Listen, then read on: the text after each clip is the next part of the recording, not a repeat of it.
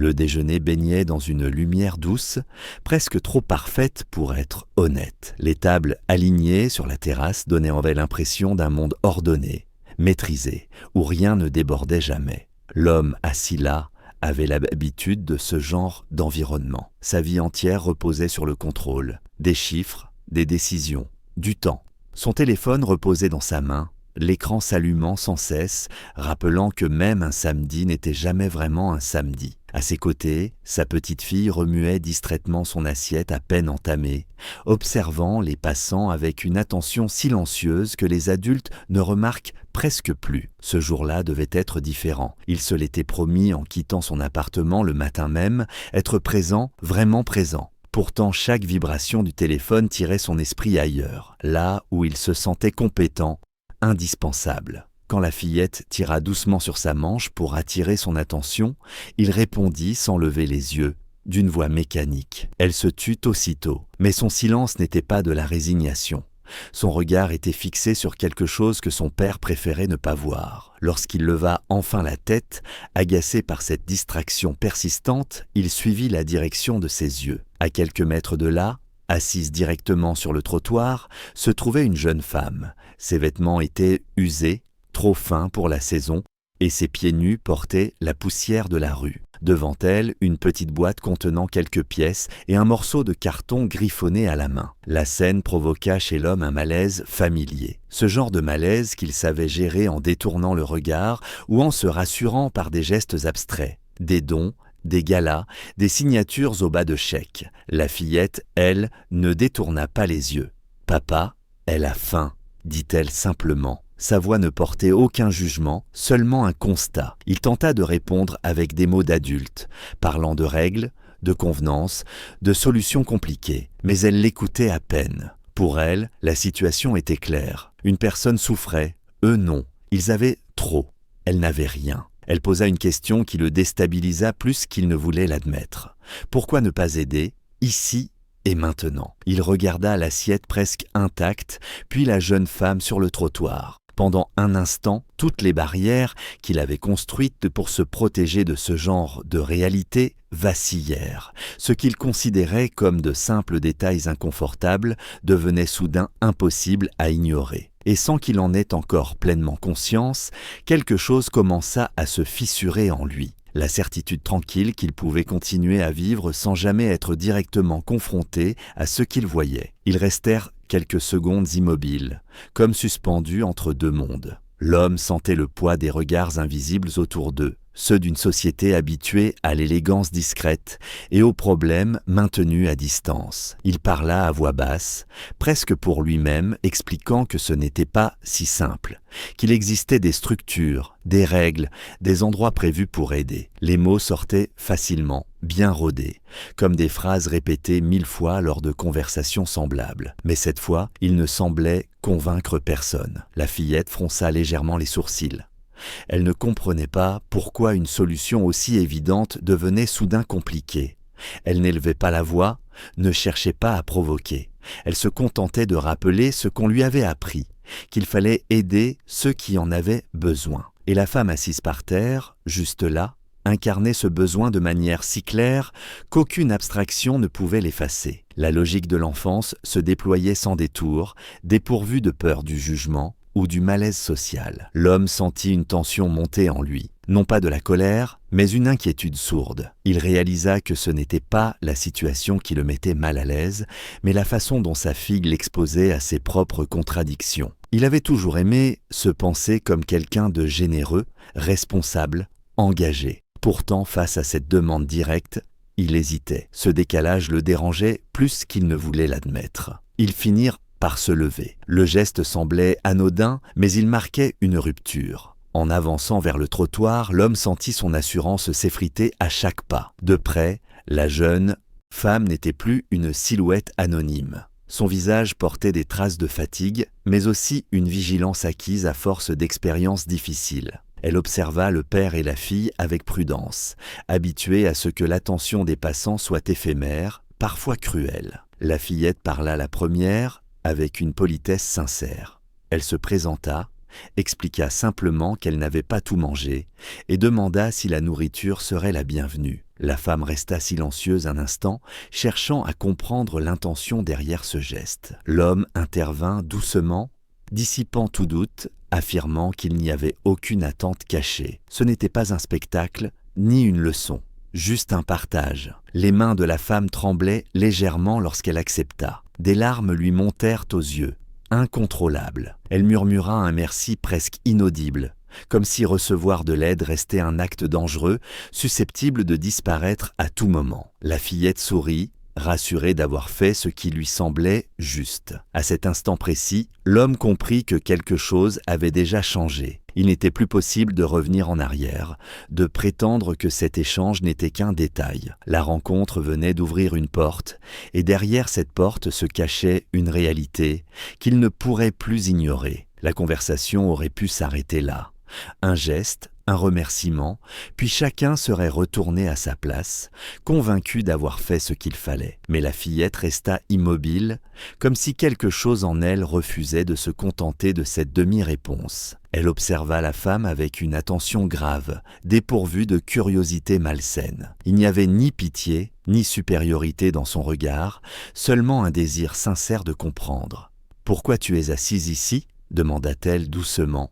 La question flotta dans l'air, simple et directe, suffisamment innocente pour être désarmante. L'homme sentit son corps se raidir. Il craignait ce qui allait suivre. Les explications trop lourdes pour une enfant, les vérités qu'il préférait garder à distance. Pourtant, la femme ne sembla pas surprise. Elle prit une inspiration lente, comme quelqu'un qui a déjà raconté son histoire trop souvent, et répondit avec une honnêteté calme.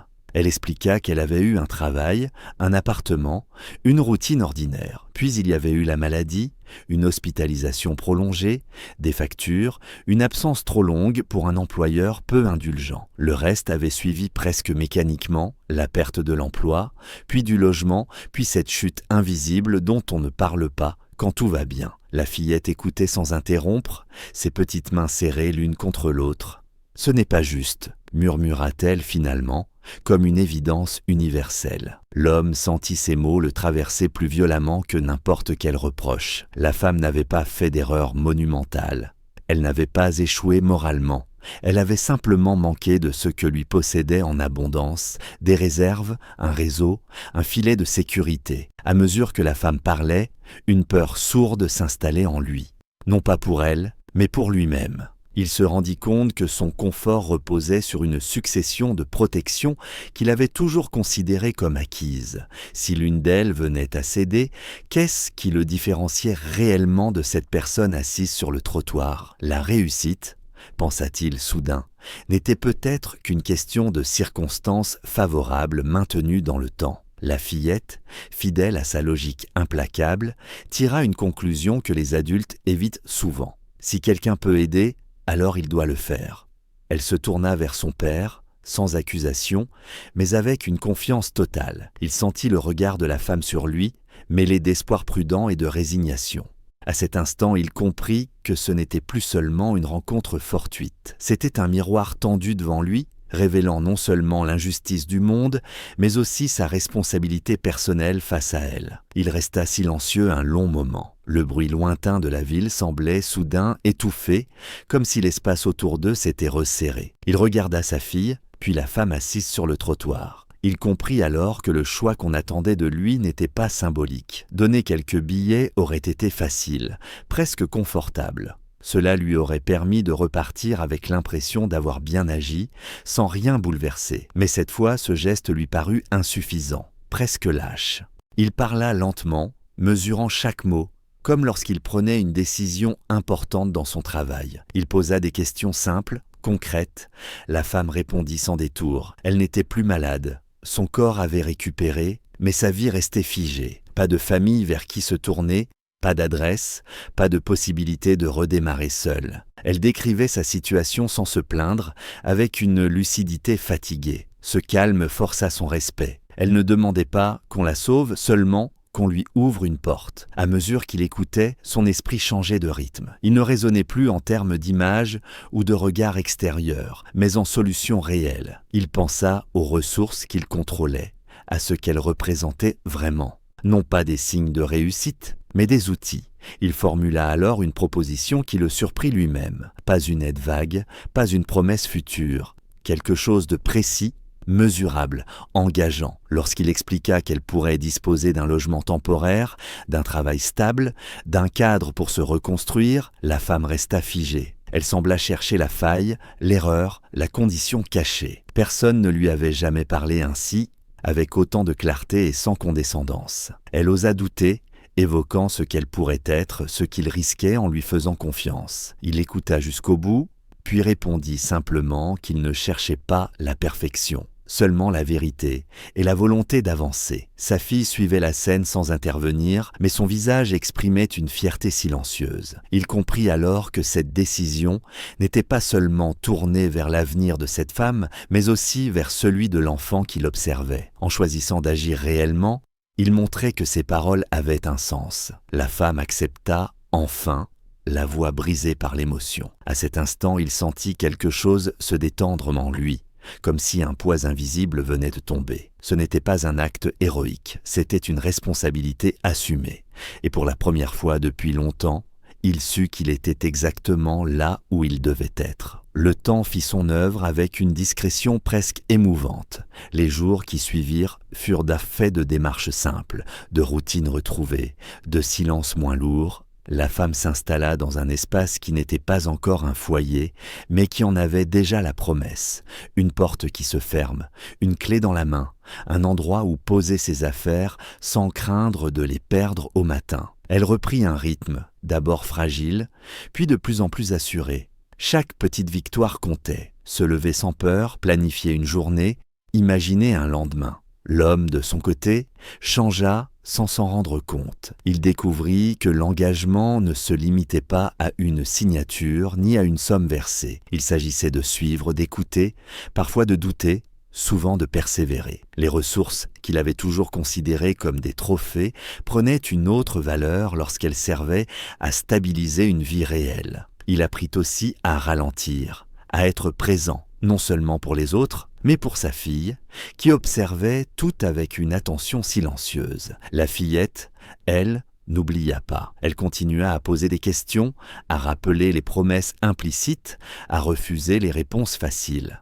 Son regard sur le monde gagnait en nuances sans perdre sa clarté morale. Elle comprit que tout ne se réparait pas en un geste, mais que chaque geste comptait, et cela suffisait à nourrir sa confiance. Les mois passèrent. La femme retrouva une assurance qu'elle croyait perdue. Elle travailla avec sérieux, apprit, se projeta. Lorsqu'elle parla enfin de son propre appartement, l'émotion ne fut pas spectaculaire, mais profonde. Ce n'était pas un miracle, seulement le résultat d'un enchaînement d'actes cohérents. Elle rendit un objet qui l'avait accompagnée durant les nuits difficiles, symbole discret d'un lien né sans calcul. Un soir, l'homme expliqua à sa fille que ce qu'ils avaient fait n'était pas une solution à tout, qu'il restait tant de personnes au bord du chemin, mais qu'agir quand on le peut, sans détourner le regard, était déjà une manière de résister à l'indifférence. Elle hocha la tête, comprenant à sa façon. Le monde restait complexe, parfois injuste. Pourtant, une chose était devenue claire. Voir et agir allaient désormais de pair, et cette certitude, transmise d'une génération à l'autre, valait toutes les réussites.